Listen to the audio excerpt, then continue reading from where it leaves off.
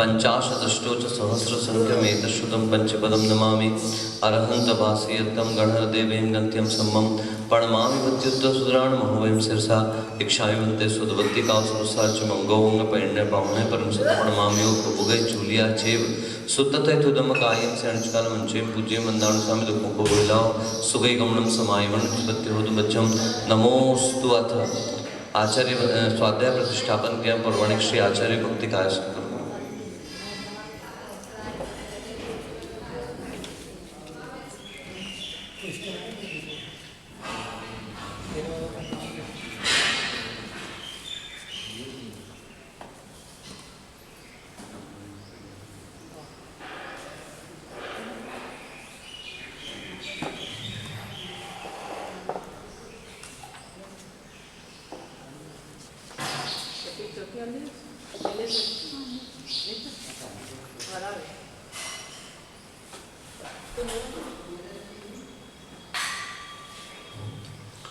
गुरुवः पान्तु no नित्यं ज्ञान दर्शननायकाः चारित्रार्णव गंभीरा मोक्ष मार्गोपदेशकाः इच्छामि बन्ते आयरी बन्तिकासु कुदुस्सारजुन सम्मणान सम्मदंसं सम्मचरिताणं पंचविहाचरणमायरियाणं आयरसुनाणोपदेशाणं वज्जायाणं तीरेण गुणकालर्याणं सपसावणं स्याणिच्चकालम् अंचिं पूज्यं वन्दामिनं सामि दुःखों को बोइलाओ सुगैगमनं समाहिमरणं जिन गुण संपत्ति होदुमज्जम् वंदितु सब सिद्धे दुर्ममल मनोपमं गतिं पद्ये वोच्छामि समय पाहुड मिणमो सुद केवली भणिदं काउण नमोकारं अरहंताणं तहेव सिद्धाणं आयरियो वच्छायाणं लोयम्य सव्वसाहुणम् पंच परमेष्टि भगवान की जय। मूलनायक श्री एक चैतन्य चमत्कारी चिंतामणि पार्श्वनाथ भगवान की जय। परम पूज्य आचार्य भगवंत श्री कुंद महाराज की जय। आचार्य भगवंत जयसेन महाराज की जय। चारित्र चक्रवर्ती आचार्य भगवंत श्री शांत सागर जी महाराज की जय। परम पूज्य समाधि सम्राट अभीक्षण ज्ञानोपयोगी वात्सल्य मूर्ति दीक्षा गुरुवरे आचार्य अभिनंदन सागर जी महाराज की जय। द्वादशांग जिनवाणी माता की जय। अहिंसा परमो धर्म की। चलिए कल थोड़ी सी टीका इस गाथा की रह गई थी। किंच यद्यपि द्रव्य प्रत्ययाः कार्माण शरीर रूपेण मुष्टिबद्ध विश्वत तिष्ठन्ति तथापि उदया भावे सुख दुख विकृति रूपाम बाधाम न कुर्वन्ति। बिल्कुल सीधे सीधे लिखा हुआ है। थोड़ी सी विशेषता आप समझ लीजिए। एक और उदाहरण आपके हाथ में दे रहे हैं कि द्रव्य जो प्रत्यय हैं, कौन कौन से प्रत्यय? चार प्रत्यय जो बताए, मिथ्यात्व, अविरति, कषाय और योग। ये चारों प्रत्यय द्रव्य रूप से तो वहां पर रहते हैं कार्बन शरीर रूप से, किंतु कैसे रहते हैं? मुष्टिबद्ध विश्वत तिष्ठन्ति, मुट्ठी में बंधे हुए विष के समान। क्या कहा? आपकी मुट्ठी में विष भरा हुआ है, आपकी मुट्ठी में विष रखा हुआ है, लेकिन जैसे मुट्ठी में भरे हुए विष के समान वो विष आपको कोई नुकसान करने वाला, आपने पुड़िया में या मुट्ठी में बंद करके विष को रख लिया है। अब आप मुझे बताओ वो नुकसान करेगा क्या आपको? आप विष का सेवन करोगे तो ही वो विष नुकसान करने वाला है। आप विष का सेवन नहीं करेंगे तो विष आपको नुकसान करने वाला। वैसे ही यहाँ पर वो कर्म आत्मा से बंधा तो है, लेकिन उदया भावे, उदय का अभाव होने से सुख दुख विकृति रूपाम बाधाम ना कुर्वन्ति, सुख दुख की विकार रूप बाधा को उत्पन्न नहीं करता है। बहुत अच्छा उदाहरण दिया कि मुट्ठी में रखा हुआ विष, हालांकि ये बात जरूर ध्यान रखना, नींबू क्या देख भी लो तो मुंह में खट्टे में पानी आ जाता, आता है कि नहीं आता? कोई कहते इमली, तो अपने आप मुंह में हल्का हल्का पानी आना प्रारंभ हो जाता है। तो इसका अर्थ ये कह रहे हैं कि देखो द्रव्य आश्रव जो है वह भावाश्रव पर डिपेंडेंट तो है, कर्म का उदय रहा आवे, तो ऐसा तो हो नहीं सकता कि आपके बिल्कुल ही परिणाम ना, जो अपन पिछली गाथा से चर्चा कर रहे हैं, ऐसा बिल्कुल संभव नहीं है कि कर्म का उदय आए और बिल्कुल आप माध्यस्थ होकर के रह सको। कर्म का उदय आप बिल्कुल रिएक्शन नहीं दो, कर्म का उदय आप बिल्कुल प्रतिक्रिया नहीं दो, ऐसा नहीं। सामने निमित्त मिलेगा तो आपके अंदर प्रतिक्रिया एक स्वाभाविक सांसारिक प्रक्रिया होगी। एक्चुअली वो स्वाभाविक नहीं, वैभाविक है, लेकिन सहज रूप में अपने अंदर प्रतिक्रिया संपन्न होती ही होती है। बहुत कम। अब मैं मान लो भोजन कर रहा हूँ, आहार कर रहा हूँ, और अगर मेरे मुख में मिर्ची जाए, भले ही मैं गुस्सा नहीं हूँ, भले ही मैं नाराज ना हूँ, लेकिन कहीं ना कहीं चेहरे पर कहीं ना कहीं कुछ ना कुछ विकार भाव तो आएगा ही आएगा। और विकार भाव आने का अर्थ है कि अंदर कोई ना कोई प्रतिक्रिया संपन्न हुई है। तो हम संसारी प्राणी हैं, अभी हमारा शुद्धात्म ध्यान इतना पक्का नहीं है। तो आचार्य भगवंत क्या कह रहे हैं, फिर हम ऐसा क्या करें कि हम उसके उदय पे होने वाले कर्म बंध से बच सके। तो उसके लिए आचार्य भगवंत आगे की गाथा भी कहेंगे, तेन कारणेन ज्ञानिनो जीवस्य नवतर कर्म आश्रव अभावः इति भावार्थः। बार बार पुनः पुनः वही पंक्ति आ रही है। इन्हीं कारणों से ज्ञानी जीव के नवीन कर्मों के आश्रम का अभाव होता है, ये हमारा भावार्थ है। एवं रागद्वेष मोह रूप आश्रवाणाम विशेष विवरण रूपेण स्वतंत्र गाथा त्रयम गतम। इस प्रकार से राग द्वेष मोह रूप आश्रमों का विशेष विवरण करने वाली स्वतंत्र 3 गाथाएं गई। अथ कथम ज्ञानी निराश्रवः इति पृच्छति। अब ज्ञानी कैसे निराश्रव रहता है, इस बात को पूछते हैं। उसको पूछने के लिए अगली गाथा आपके सामने आएगी। मैंने भूमिका आपके सामने प्रस्तुत करी कि हम संसारी प्राणी हैं। ऐसा मत बोलना अपन मोक्ष मार्ग में हैं। याद रखना, मोक्ष मार्ग में होते हुए भी अपन सब संसारी प्राणी हैं। अभी सप्तम गुण स्थान के स्वस्थान से ऊपर अपनी प्रवृत्ति नहीं है, अभी सप्तम गुण स्थान से ऊपर अपना प्रवाह नहीं है, अभी गमन नहीं कर सकते। तो अपन स्वस्थान तक ही रहने वाले हैं। इसलिए अप्रमत्त भाव की प्रारंभिक दशा ही अपन प्राप्त कर पा रहे हैं मुनि अपेक्षा से, और आर्यिका आदि अपेक्षा से वह भी अभी उपलब्ध नहीं हो पा रही है। तो ऐसी स्थिति में हम क्या करें? क्या हमारे से ऐसा परिणाम हो सकता है कि कर्म का उदय हम बिल्कुल प्रतिक्रिया न दें? तो आचार्य भगवंत कहते हैं ऐसा संभव वर्तमान में अपने साथ होना बहुत दुर्लभतम है, बहुत कठिनतम है, बहुत बहुत कठिनतम है। तो फिर हम क्या करें भगवंत? सुनिए, चहुविहि अणेय भेयम बंधन्ते नाण दंसन गुणे ही समये समये जम्हा तेण अबंधो तिराणी दो।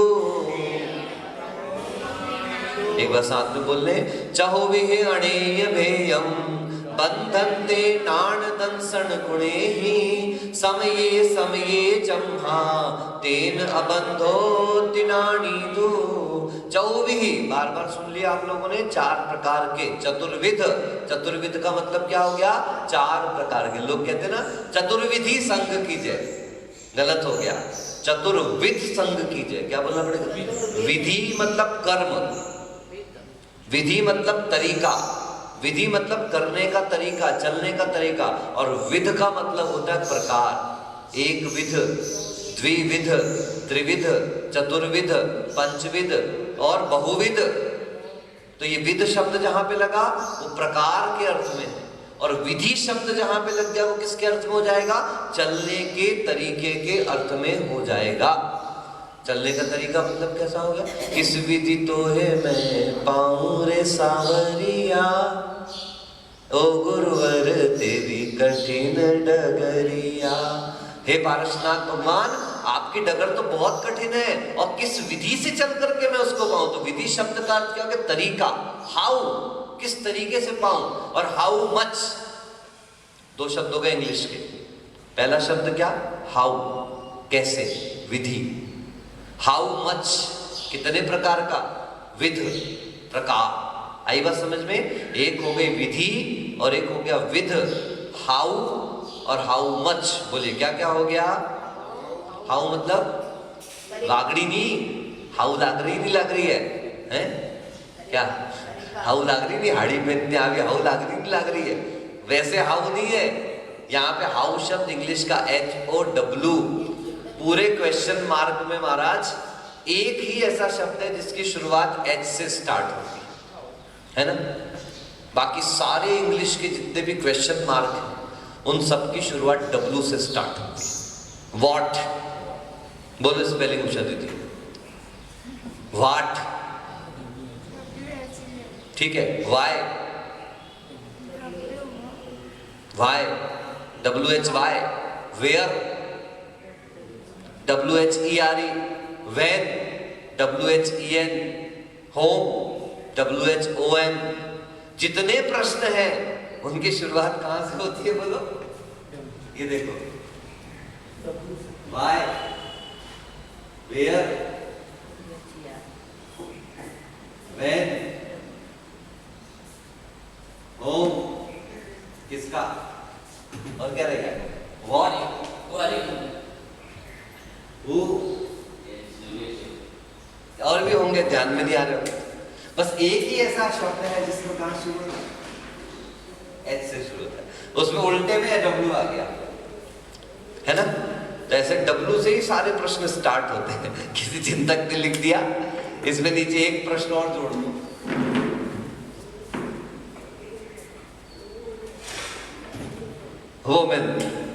वो भी कहां से स्टार्ट हो रहा है?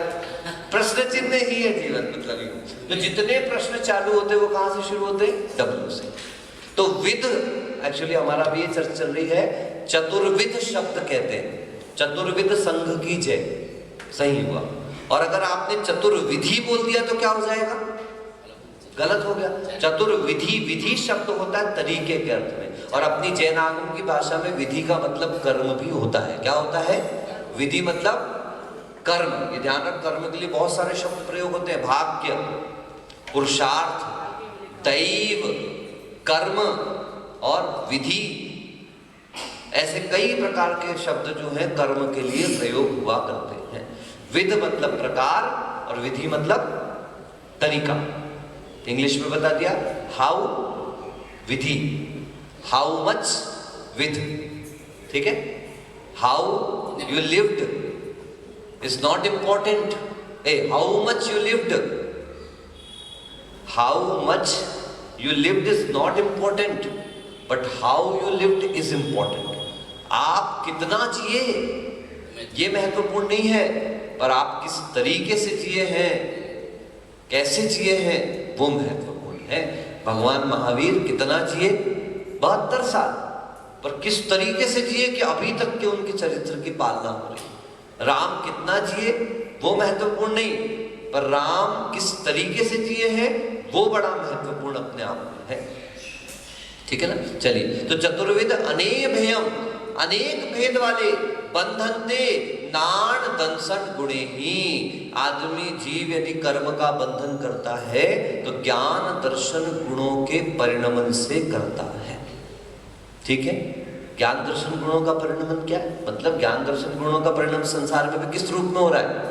ज्ञानावरण और दर्शनावरण। वेदनीय, मोहनीय, आयु, नाम, गोत्र। इसमें एक आयु कर्म को छोड़ो, अभी एक तरफ कर दो। बाकी 7 कर्मों का बंध किसी न किसी प्रकृति का हमको, आत्मा को निरंतर चलता रहता है।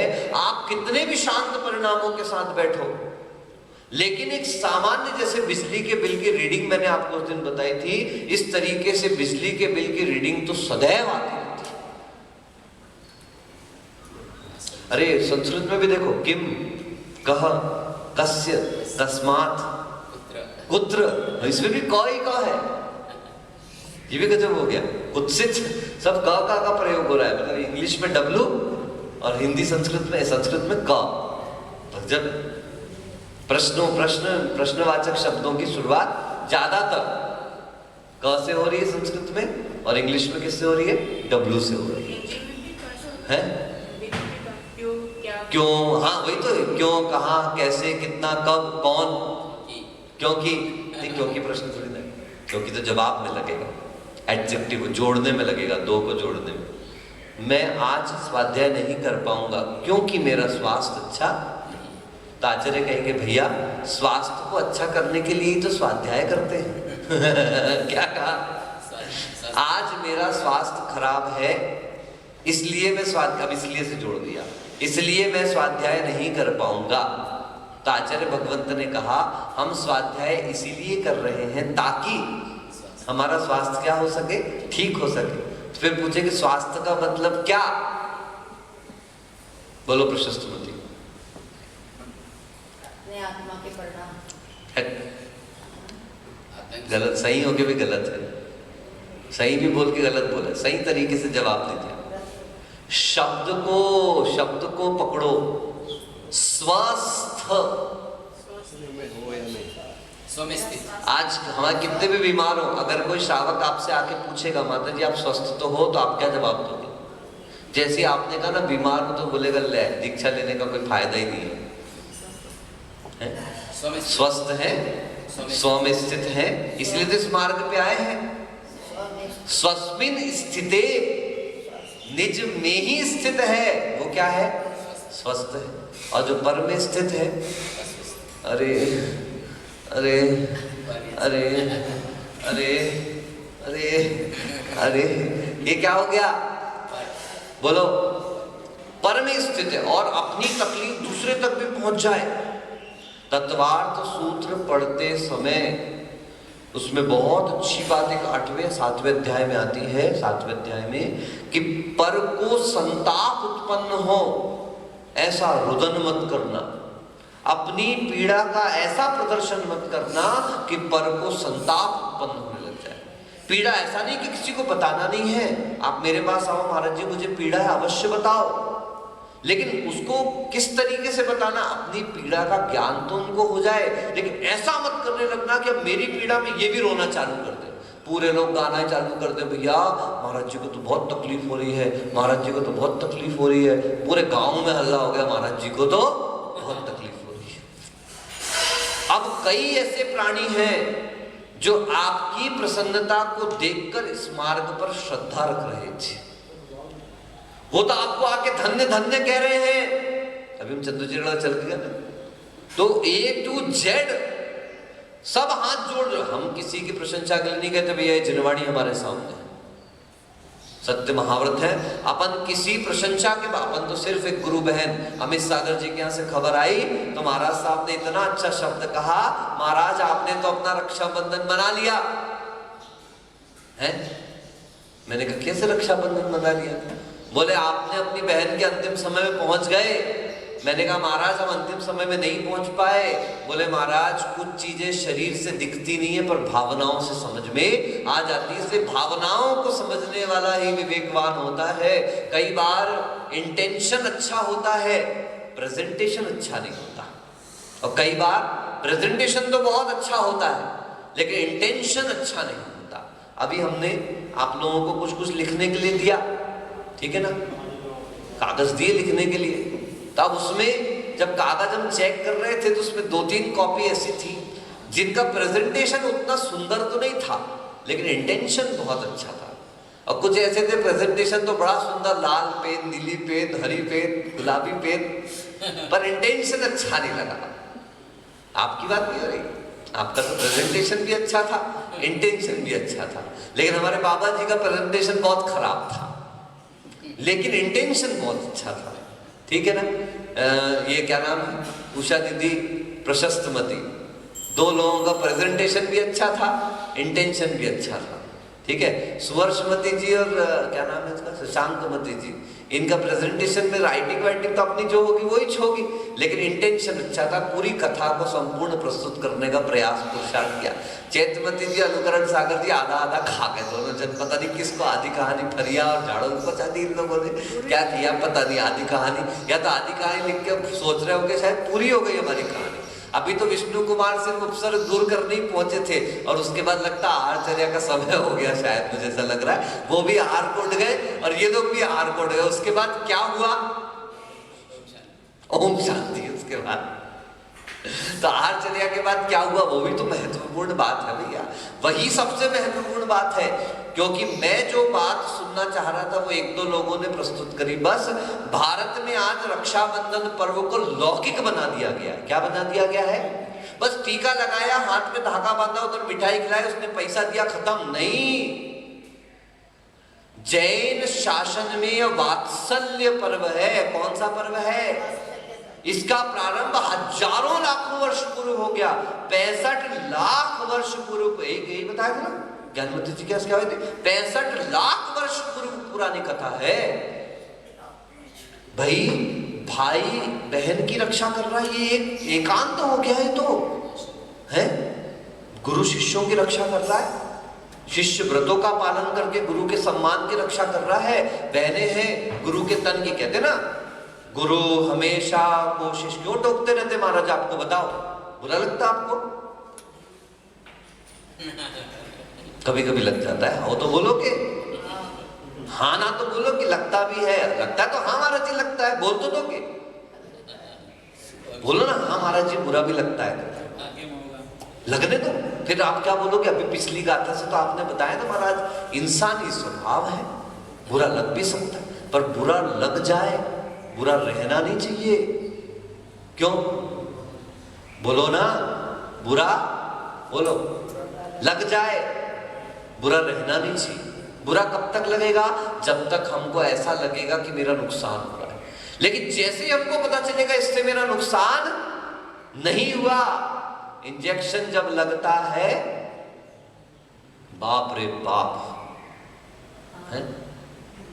हमको तो कभी बचपन से इंजेक्शन लगा ही नहीं था, अपने तो इंजेक्शन शब्द सुना नहीं। एक बार हमारे घर में एक छुल्लक महाराज जी का चौका होना था, जो कि जहाँ जिस घर में हमारा जो बहुत पुराना नेटिव प्लेस था, जो पिताजी की जन्मस्थली वगैरह जहाँ थी, वहाँ पर उस स्थान पर चौका जो लगा था। अभी जहाँ वर्तमान में रहते वहाँ नहीं, वहाँ पर। तो वहाँ पर मंदिर से घर 1.5 किलोमीटर दूर था, और उन महाराज जी से हम बहुत ज़्यादा जुड़े हुए थे। वर्तमान में वो दीक्षित नहीं है, उनकी दीक्षा किसी कारण से उनको छोड़नी पड़ी थी।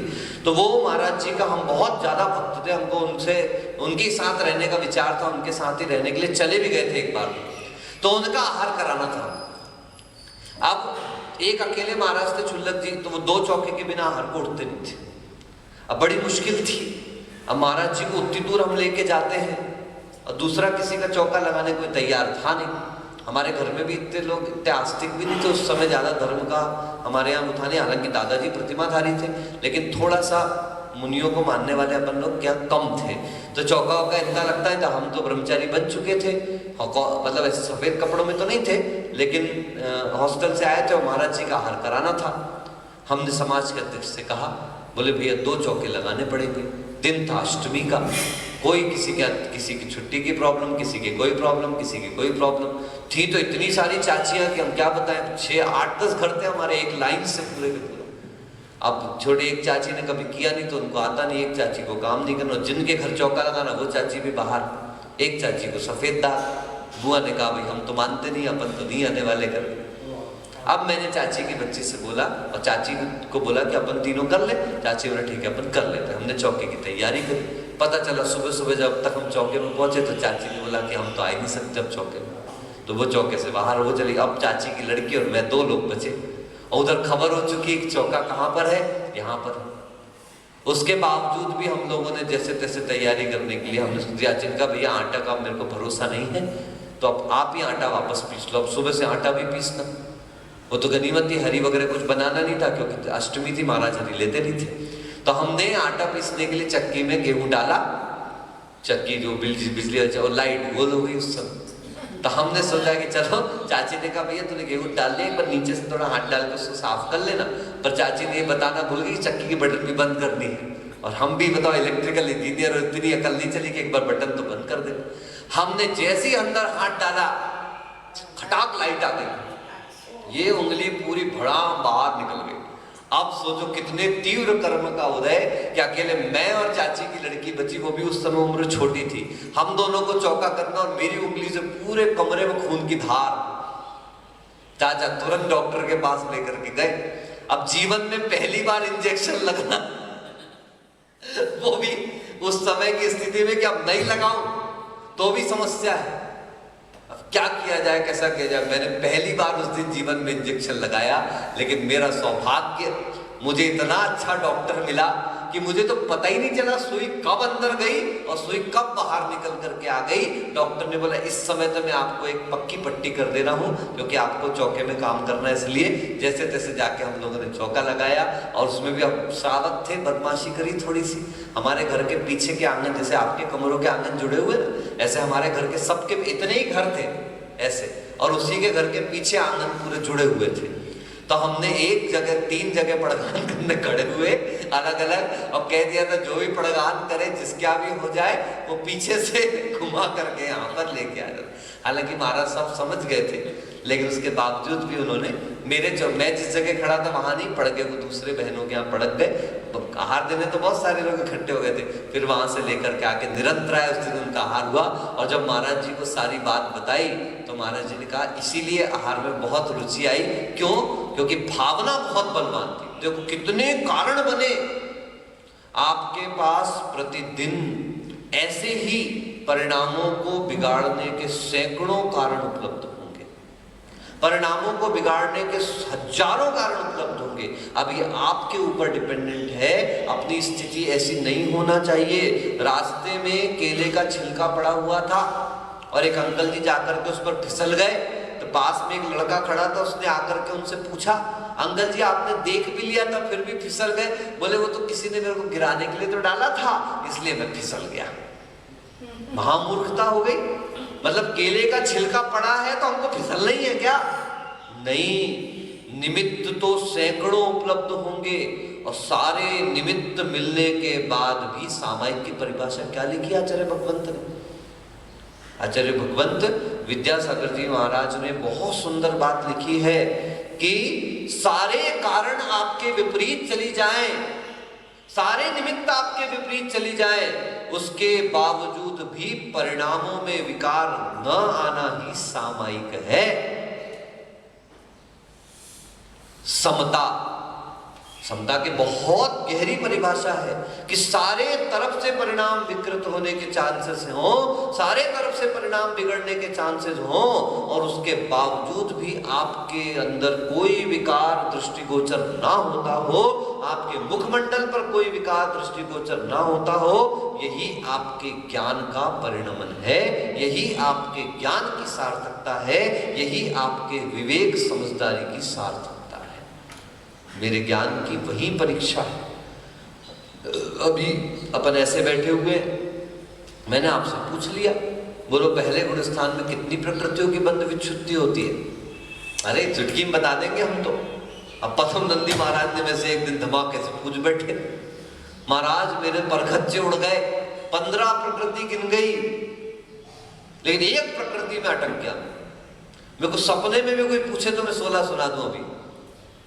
लेकिन उन्होंने मुझसे पूछी सागवाड़ा में, और मैं तो बाप रे बाप, मैं किसी दूसरे महाराज को कर्मकांड पढ़ा रहा था और अचानक पद्मनंदी जी आकर के मेरे पाटे पे बैठ गए, बिल्कुल चुपचाप पीछे से। जब मेरे को एहसास हुआ महाराज जी मेरे पाटे पे आके बैठ गए, तो उठने को बोले बैठ जाओ, स्वाध्याय में नहीं उठते, बैठ जाओ बैठ जाओ बैठ जाओ।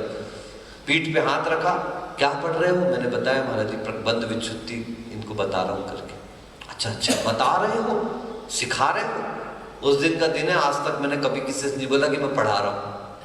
मैं सबको यही कहता हूँ पढ़ रहा हूँ, अभी भी पढ़ रहा हूँ, जिंदगी में पढ़ते रहूंगा।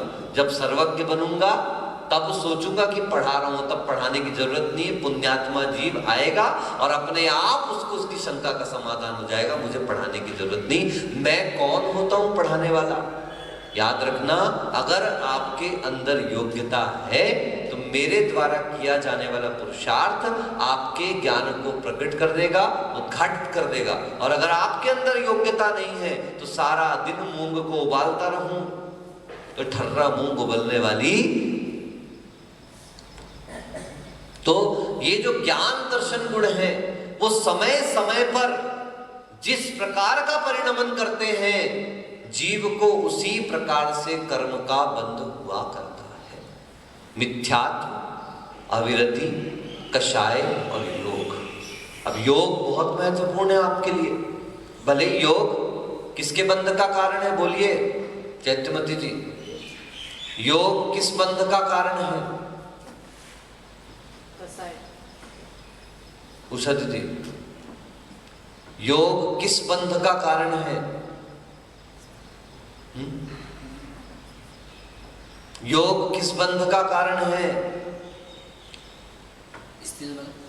नहीं, उल्टा बोल रहे हो सब। प्रकृति और प्रदेश बंध का कारण है प्रयोग। अब क्या, इसलिए जब पूछे तब आए, तब तो मतलब है। बाद में बताने के बाद तो अपन सब बोलने लगते हैं हाँ वही तो, हाँ वही तो, हाँ वही तो, वही तो नहीं। पैड़ी प्रदेश योगात, योग से प्रकृति प्रदेश बंध। तो देखो प्रकृति प्रदेश बंध फिर भी उतना महत्वपूर्ण नहीं है।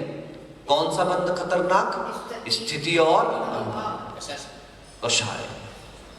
इसलिए आचार्य भगवंत कह रहे हैं कषाय की जितनी मंदता होगी, ज्ञान दर्शन गुण उतनी उत्तमता के साथ रहेगा। और जितना हमारा आत्म स्वभाव प्रखर होगा, उतना ही कर्म का बंध क्या होगा? न्यून होगा। आत्म स्वभाव की स्थिरता से कर्म बंध क्या होता चला जाता है? न्यून न्यून न्यून होता चला जाता है। याद रखें, जितना हम स्वस्थ होंगे, लिख लो, बोल दो, जितना हम स्वस्थ होंगे, क्या होंगे बोलिए? जितना हम स्वस्थ होंगे उतना अल्प कर्म का बंध होगा, कर्म का बंध उतना ही न्यून होगा। स्वास्थ्य कर्म के बंध को कम से कम करता चला जाता है। क्या कहा? स्वास्थ्य कर्म के बंध को कम से कम करता चला जाता है। स्वास्थ्य मतलब क्या? निज में स्थित होना, अपने स्वभाव में स्थित होना। और अपने स्वभाव में स्थित होने के लिए शरीर को संभाल के रखना। जितना स्वस्थ होंगे उतना होगा, उतना कर्म का बंध कम होगा। सीधी सीधी सी बात। चलिए, चौविह इति बहुवचने प्राकृत लक्षण बलेन ह्रस्वत्वम। गाथा में चौवे शब्द जो है वो एक वचन प्रयोग, ह्रस्व में प्रयोग किया। चौविहा होना चाहिए, क्या होना चाहिए? चतुर्विधा, चार प्रकार का, लेकिन इन्होंने उसमें प्राकृत लक्षण बल से उसको सामान्य से रस्व लिया है। चतुर्विधा मूल प्रत्याह। देखो चतुर्विधा के बाद विसर्ग नहीं है। आभोभ्याम मेव मेव स्वरे, आ वो शब्द के परे आए विसर्ग का क्या हो जाता है? लोप हो जाता है। किस सूत्र से? आभोभ्याम मेव मेव स्वरे और घोषवती लोपम, इन दोनों सूत्रों से आके पीछे आए हुए घोष का, क्योंकि मूल में म तो घोष है ना, इस कारण से। तो चार प्रकार के मूल प्रत्यय करता है। ज्ञानावरणादि भेद भिन्नम अनेक विधम कर्म कुर्वन्ति। तो ज्ञानावरणादि भेद भिन्न होने से सामान्य से तो चार प्रत्यय बता दिए, मिथ्यात्व, अविरति, कषाय और योग। ये ज्ञानावरणादि जो भेद भिन्न कर्म प्रकृतियां हैं, उनके भेदों से अनेक प्रकार के कर्म होते हैं। काभ्याम कृत्वा, क्या करके? ज्ञान दर्शन गुणाभ्याम। ज्ञान और दर्शन गुणों के द्वारा। दर्शन ज्ञान गुणों कथम बंध कारण भूतो भवतः। वही प्रश्न उठना चाहिए, गुण भी कभी बंध का कारण हो सकते हैं क्या? गुण तो निर्जरा के कारण होते हैं, फिर आपने बंध कारण कैसे कहते? इति चेत, सुनो, इति चेत मतलब ये प्रश्न पूछा गया ना, बंध कारण भूतो भवतः इति चेत। हमारा ये ऐसा प्रश्न है, बताओ इसका जवाब दो। इति चेत मतलब ऐसा हमारा प्रश्न है, जवाब दो। इत्ते से शब्द से इतना लंबा अर्थ निकाल दिया। अयम अत्र भावः, अब इसका भाव बताते। द्रव्य प्रत्यया, द्रव्य प्रत्ययाः, विसर्ग का लोप हुआ है, वही आभोभ्याम मेव मेव स्वरे से। उद्यम आगताः संतः। अब देखो आगताः में विसर्ग है और लोप क्यों नहीं हुआ? क्योंकि पीछे स यानी अघोष है, इस कारण से लोप नहीं हुआ। जीवस्य ज्ञान दर्शन गुणद्वयम रागादि अज्ञान भावे परिणमयन्ति। क्या कह रहे हैं? द्रव्य प्रत्यय उदय में आने पर जीव के ज्ञान दर्शन गुण रूप जो है वो रागादि अज्ञान भाव रूप में परिणमन करने लगते हैं। तदा रागादि अज्ञान भाव परिणतम ज्ञान दर्शन गुणद्वयम बंध कारणम भवति। अगर हमारा ज्ञान दर्शन गुण रागादिक से प्रभावित ना हो तो हमें बंध होने वाला। स्फटिक मणि जो होती है, उस स्फटिक मणि पे आप सामने कोई भी रंग लेकर के चले जाओ तो स्वभाव से तो निर्मल है, लेकिन उसके रंग रूप हो जाती है। इतनी सुंदर स्फटिक मणि जिसका ओरिजिनल में ट्रांसपेरेंट कलर था, वो भी पर रूप क्या हो जाती है, परिणमित ना करते हुए भी उसके रंग रूप में हो जाती है। इसलिए देखो कितना बड़ा नुकसान हो गया। आत्मा भी उस स्फटिक मणि के समान निर्मल है, लेकिन पर द्रव्य के संयोग से वह अपने निर्मल स्वभाव से विपरीत परिणमन करना प्रारंभ कर देती है। और जब ऐसा करती है तो बंध कारणम भवति। ज्ञान दर्शन गुण भी पर द्रव्य आश्रित हो जाते हैं तो बंध का कारण बन जाते हैं। वस्तुतः तो रागादि अज्ञान भावेन परिणतम ज्ञान दर्शन गुणद्वयम अज्ञानमेव भण्यते। इनके कहने का तात्पर्य कि अज्ञान कोई अलग से आया हुआ तत्व नहीं है। अपनी ही आत्मा के स्वभाव में जब वो मिथ्या रूप में परिणमन कर रहा है या अज्ञान रूप में परिणमन कर रहा है, उसी को अज्ञान कहा है। क्योंकि ज्ञानावरण कर्म है क्या? ज्ञान को ढकने वाला गुण, ज्ञान को ढकने वाला दोष, ज्ञान को ढकने वाला कर्म, ज्ञान गुण को प्रकट नहीं होने देने वाला जो कर्म है वो क्या है? ज्ञानावरण कर्म है। तो ज्ञानावरण कर्म को ही आप अज्ञान कहिए कि जितने अंशों में ज्ञानावरण कर्म का उदय चल रहा है आपके आत्मा में, उतने अंशों में किसका उदय चल रहा है? अज्ञान कहलाएगा। और वह अज्ञान कौन से गुण स्थान तक रहता है? 12वें गुण स्थान तक वह अज्ञान विद्यमान रहता है। हाँ, इसलिए 12वें गुण स्थान तक के जीवों को क्या कहा जाता है? छद्मस्थ। ये स्थ जो लगा है उसमें स्थित, ध्यानस्थ, पदस्थ, रूपस्थ, पिंडस्थ। अभी अपन सब क्या है? स्वाध्यायस्थ है। कैसे है? स्वाध्याय में स्थित है अभी। और कहें यदि आपका ध्यान अपनी तरफ है तो आत्मस्थ है, स्वस्थ है। और अपन सबका लक्ष्य क्या है? बोलो। स्वस्थ नहीं, मोक्ष नहीं है, बिल्कुल गलत बात। अपना सारा उद्देश्य वर्तमान में स्वस्थ होना है। भविष्य का पता नहीं, भविष्य की चिंता करने वाला स्वस्थ नहीं है। वर्तमान में स्वस्थ क्या होना है? बोलो। स्वाध्याय का उद्देश्य क्या? स्वस्थ होना, बस। ठीक है। तो इस प्रकार से तदेव इति पाठांतरम केचन पठन्ति अन्न दंसन गुणे ही समय समय। तो यहाँ पे आया था ना क्या? अनेय भेयम बंधनते में एक जगह पे अन्न दंसन गुणे, अपने नान दंसन गुणे ही लिखा हुआ है, तो वहां पर किसी किसी जगह पे पाठांतर मिलता अन्न दंसन गुणे ही। तो इससे क्या हो जाता है? अज्ञान दर्शन ऐसा हो जाता है, मतलब मिथ्या ज्ञान मिथ्या दर्शन रूप से परिणत होता है या अज्ञान रूप से परिणत होता है। समये समये यस्मात् प्रत्याकर्तारः,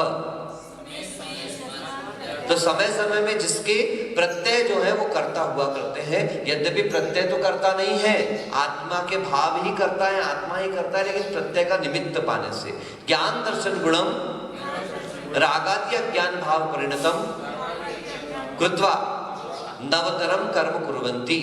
तो ज्ञान दर्शन जो गुण है रागादि अज्ञान भाव में परिणत होते हुए नवीन कर्मों का बंध करते। नवतरम, नवीन कर्म कहने के बजाय भी क्या कह रहे हैं?